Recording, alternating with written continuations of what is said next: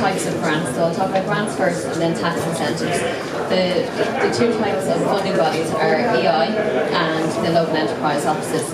Most people are kind of familiar with EI, or they have an EI liaison officer, so I'm going to focus on the local enterprise and the lesser known grants. So there were a number of grants there: the feasibility study to see if it's actually feasible to go ahead, the priming grant, microfinance, New Frontiers, expansion grant, trade and online voucher, the export grant and the innovation voucher. So I'm just going to say something quick on each one of them, and if there's any questions, I'm here around to help. The tax incentives I'm going to go through will be start your own business relief, SURE, which is startup refunds for entrepreneurs, the employment incentive grant, investment incentive, the new corporation tax relief for startup companies, research and development tax credit, and any other ones. The main thing about the grants and why the local enterprise office will give it is that if you're going to create employment, you've got potential for export and manufacturing. They're the main things. So there's a lot of words there, but the main things that they want to see is new employment and exports from Ireland. So when you're considering, are you eligible for the project, for each of them, they're the things that you need to look at. Check if you're engaged in manufacturing, whether it's potential to have international trade and innovative products. They want to be associated with success, and that's what they want to keep their stats. They're not available for anybody who has Enterprise Ireland funding, or if they're just in consultancy or anything like that. So the companies that they're looking to support, they have less than 10 employees initially. Again, they'd be in commercial sphere, so it's not for not-for-profit or anything. They want to make sure that there's economic viability, and again, that the business will be a success. They're in eligible products, so there's a number of them there. And the main one again is if you've already got funding from EI, it's kind of that they won't be looking at you. In relation to the feasibility study grant, that's a grant that is a maximum of up to €15,000 that you can secure, or 50% of what you actually spend, but it's up to a maximum of 15, so you would have had to spend 30 to get that. The expenditure that's allowable for this is market research, consultancy, technical development, salary for your own self, which a lot of people would be interested in, and some miscellaneous costs. So it's a good thing if you have an idea and you want to see it's going to work.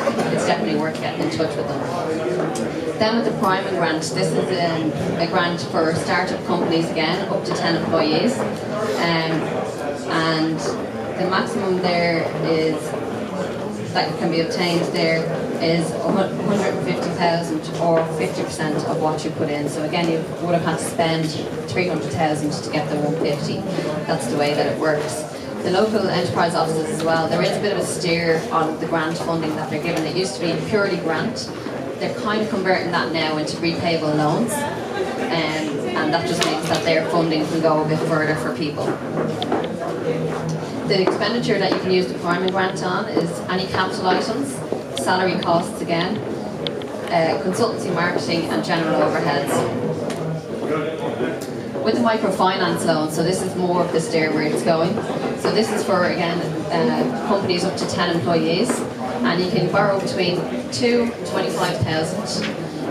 They're much more flexible terms, so they'll work with you, and their loans periods are normally 3 to 5 years, and they'll have a reduced APR depending on your business. So in order to apply for this, you should have a turnover of less than 2 million. Sole traders and partnerships can apply, so it doesn't have to be a limited company. Limited companies can, of course, apply as well. And again, it must be viable, and for every grant, you must have a tax clearance certificate, whether you're a personal entity or corporate entity, you have a tax clearance certificate. The New Frontier Development Programme that has been developed, it's in connection with if you have an idea but you don't have the knowledge behind the idea to see if it would be feasible or not. The local enterprise board offices have they've come up with a coalition between a lot of the ITs, and you can use it to go in and get some research done to see if your project will go.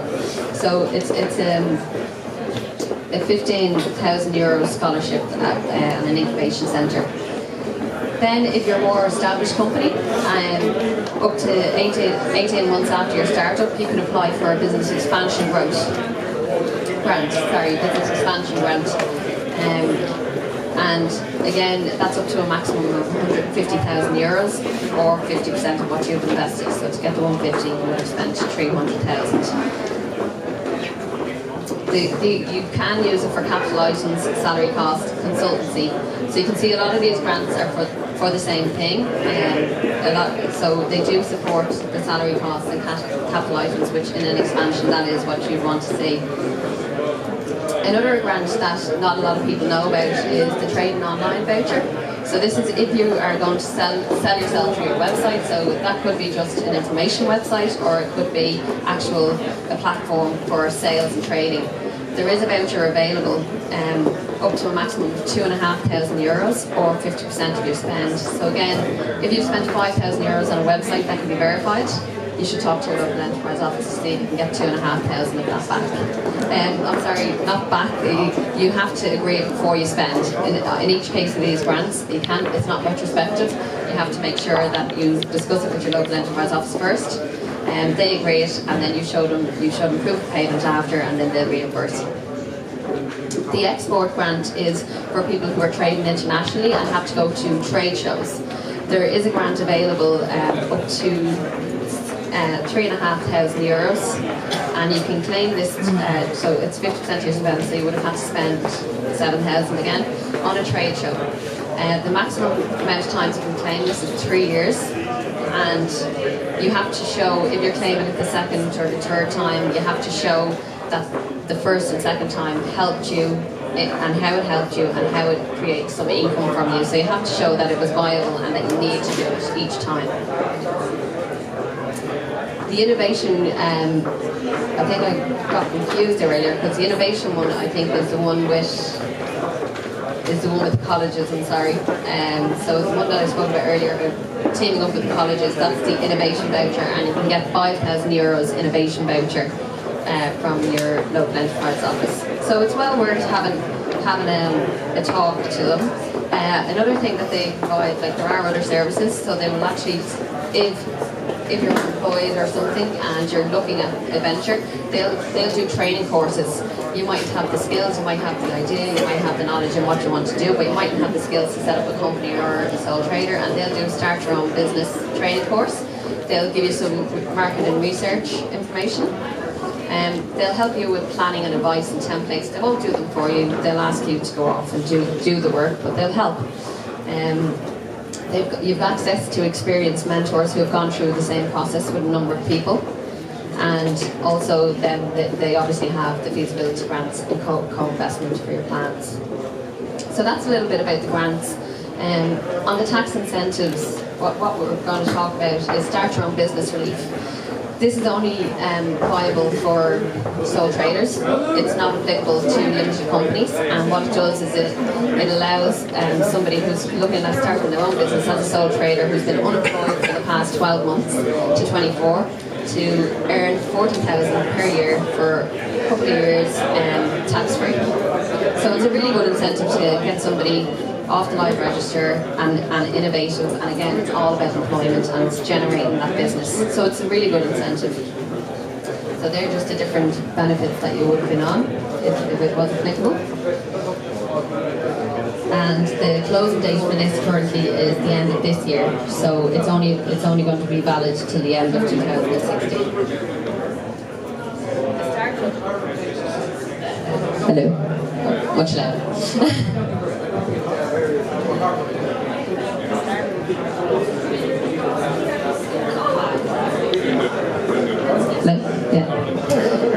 The startup refund for entrepreneur is a tax relief incentive, and it's similar to what the BES used to be. So you look at your salary, it's for somebody who's been PAYE workers for up to 4 years before starting their own business, and they'd have PAYE earnings, and you can claw some of that back with the startup refunds for entrepreneur this year. And you look at your earnings for the past 4 years previous to starting up, you look at the highest tax in those 4 years, and when you apply for this, you can get up to a maximum of 41% back of your investment, but only to the tune of the taxes you paid. So you have to look at what's your investment, what's 41% of that, versus what was the tax you paid in a certain year, and that's the maximum you can get back. Again, it's a really good incentive. There's a lot of words there, like I say, but basically what you have to do is you have to invest the money by way of shares. You have to become a 15% director. You have to take up full-time employment. You have to hold the shares for a period of 3 years for clawback not to apply. For the company must be resident in the state. It must be tax resident in the state also. Again, it has to be viable and it has to be profitable or engaging in profit-bearing activities. And the big thing is, does it create employment? And companies cannot be a spin-off of an old co. It cannot be a conversion of a sole trader. It cannot be associated with another one. It cannot be a subsidiary. So they're blocking off all those kind of loopholes that people may look at to try and get this. So it's for genuine startup entrepreneurs. The employment and investment incentive. This is really good for investors, and particularly if you're looking for investors in your company.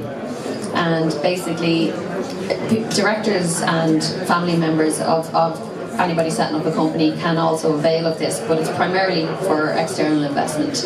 And what it does is, in year 1 of your investment, you can get 30% of your investment back, subject to the PAYE that you paid. So it's a good thing for investors because they take a punt on a company, they look for interest on a company, but they also on the other side get revenue relief. After 3 years, if employment has been created by the company, they'll get the remaining 11%. And then it depends on the terms between the company and the person. Then they could look to buy back the shares and hopefully make a profit, or they could just hold on and look for dividends from the company. So again, the main thing is for this that the company, it needs to be resident in the state, and the person needs to hold the shares for 3 years. And in order for it to cease, the shares get bought back, and then it's whether it's bought back at a profit or a loss. The corporation tax relief, that's in relation to, again, genuine startup companies. They cannot be a continuation of a trade, they cannot be a spin-off, they cannot be a conversion from a sole trader. So it's a startup company, and it's a maximum of 40,000 euros corporation tax per year. There was a change. Obviously, startup companies don't necessarily have 40 grand in the first year of corporation tax. So it was before that it was only 40 grand each year, but now they've changed that in 2015 Finance Act, that 40,000, any unused of it, can be carried forward, which is a really good thing for startup companies. It was really good news. And it is subject to employer's PRSI that you pay. So again, it's based around employment and having employment. Employer's PRSI would only apply to staff members. It typically doesn't apply to a 15% or a 50% director or more. So it can't be just your own employment, it is creating other employment. The research and development tax credit, this is a big one for a lot of our clients. Basically, genuine, again, research and development, that can be shown to be research and development. It doesn't have to succeed. It can succeed or fail, the research, but there should be some proof, and there should be a lot of documentation kept in relation to it and feasibility of it.